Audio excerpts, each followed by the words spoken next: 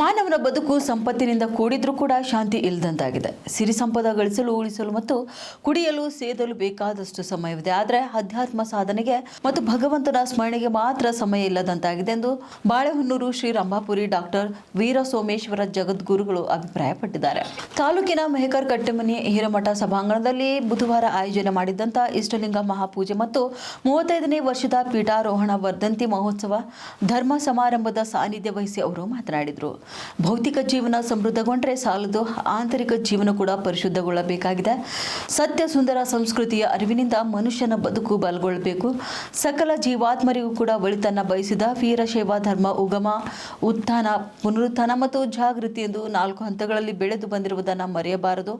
ಮಾನವೀಯ ಸಂಬಂಧಗಳನ್ನು ಬೆಳೆಸುವ ಶಕ್ತಿ ಧರ್ಮಕ್ಕಿದೆ ಹೊರತು ಬೇರ್ಯಾವುದಕ್ಕೂ ಇಲ್ಲವೆಂದು ಶ್ರೀ ಜಗದ್ಗುರು ರೇಣುಕಾಚಾರ್ಯರು ಬೋಧಿಸಿದ್ದಾರೆ. ಪೀಠಾರೋಹಣದ 34 ಸಂವತ್ಸರ ಕಳೆದು ಇಂದು 35ನೇ ವರ್ಷದಲ್ಲಿ ಪಾದಾರ್ಪಣೆ ಮಾಡಿ ಮುನ್ನಡೆಯುತ್ತಿರುವುದು ಪೂರ್ವಾಚಾರ್ಯರ ಕೃಪಾ ಕಾರುಣ್ಯ ಕಾರಣವೆಂದರೆ ತಪ್ಪಾಗಲಾರದು.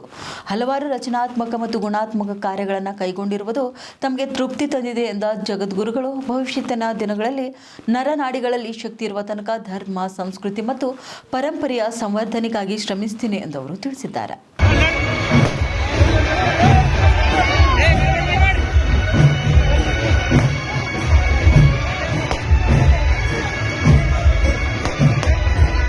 ಶ್ರೀ ವೀರಭದ್ರಸ್ವಾಮಿ ಬಂದಿರಾದಶಂ ದೇವೋ ಯಜ್ಞಂ ನಯಂತು ನಃ ಲಿಂಗರೋಪಣೆ ಶ್ರೀ ಸಾಂಬಾಯ ನಮಃ ಗೃಹತ ಪ್ರಭೋ ಸ್ವೀಕುರು ಛತ್ರಂ ಚಾಮರಯೋರ್ಗಮ್ಯ ಜನಕ